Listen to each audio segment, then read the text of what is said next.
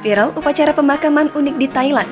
Pasalnya, pemakaman tersebut dihiasi dengan ratusan bungkus mie instan dan botol minyak goreng.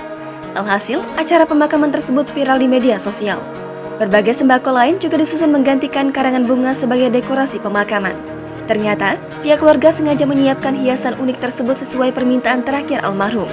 Dilansir dari eva.vn, pada 25 April kemarin, upacara pemakaman dilaksanakan untuk seorang pria bernama Prabali Konghon. Sesuai tradisi setempat, tempat pelaksanaan upacara pemakaman biasanya dihiasi dengan berbagai karangan bunga mewah. Namun, Konghon sebelum meninggal telah mengingatkan keluarganya agar tidak menghamburkan uang untuk membeli dekorasi yang berlebihan. Ia lebih suka kalau uang tersebut digunakan untuk barang-barang yang lebih berguna. Demi mengabulkan permintaan terakhir Konghon, pihak keluarga pun memutuskan untuk mengganti karangan bunga dengan rangkaian bahan pangan. Jika dihitung, ada sekitar 500 paket mie instan, 400 mie gelas, 20 kotak susu, dan sejumlah kotak coklat panas yang tersedia. Selain itu, ada juga sederet botol minyak goreng, saus ikan, bahkan tisu toilet untuk keperluan sehari-hari.